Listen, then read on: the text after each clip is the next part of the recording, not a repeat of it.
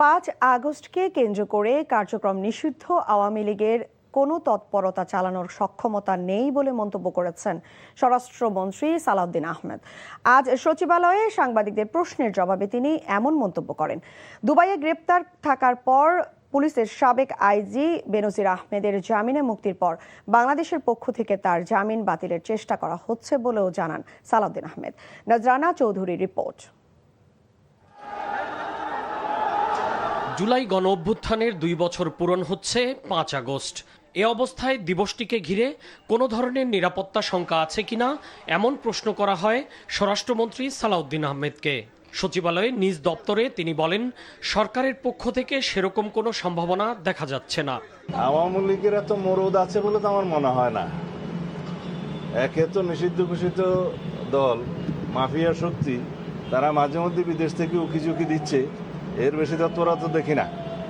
সাম্প্রতিক বিভিন্ন স্থানে বোমা কিংবা বোমা সদৃশ্য বস্তু পাওয়া যাওয়া প্রসঙ্গে স্বরাষ্ট্রমন্ত্রী বলেন, একাধিক জায়গায় বোমা উদ্ধারের পেছনে কোনো যোগসূত্র আছে কিনা তা খতিয়ে দেখা হচ্ছে।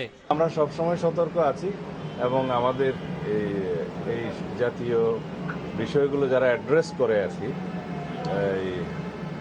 আমাদের উগ্রবাদী তৎপরতা বা এই জাতীয় সাম্প্রদায়িক সম্প্রীতি বিনষ্ট করে যে সমস্ত তৎপরতা, এগুলো যারা মনিটর করে, আমাদের স্পেশাল টিম আছে, তারা এই ব্যাপারে সতর্ক আছে। দুবাইতে গ্রেফতার সাবেক মহাপুলিশ পরিদর্শক বেনজির আহমেদের জামিনে মুক্ত হওয়ার বিষয়ে সালাউদ্দিন আহমেদ বলেন, বেনজির শর্ত সাপেক্ষে জামিন পেয়েছেন, আর তার জামিন বাতিলের জন্য বাংলাদেশের পক্ষ থেকে জোর প্রচেষ্টা চালানো হচ্ছে বলেও জানান তিনি। কি শর্তে তাকে জামিন দেওয়া হয়েছে, ইউএই না ছাড়ার শর্ত একটা শুনেছি, অন্যান্য শর্ত কি আছে সেটা সার্টিফাইড কপি তোলার জন্য আমরা অনুরোধ করেছি। আর আমাদের যে ল ফার্ম নিয়োজিত আছে তার বিষয়ে রিপেট্রিয়েশনের জন্য যা যা কাগজপত্র আমরা পাঠাই সেগুলো ওখানে আদালতে সাবমিট করার জন্য আমরা এই ইনস্ট্রাকশন দিয়েছি যেন তার জামিন বাতিলের জন্য তারা পিটিশন দেয়, কারণ তার কাছে অন্যান্য দেশেরও পাসপোর্ট থাকতে পারে।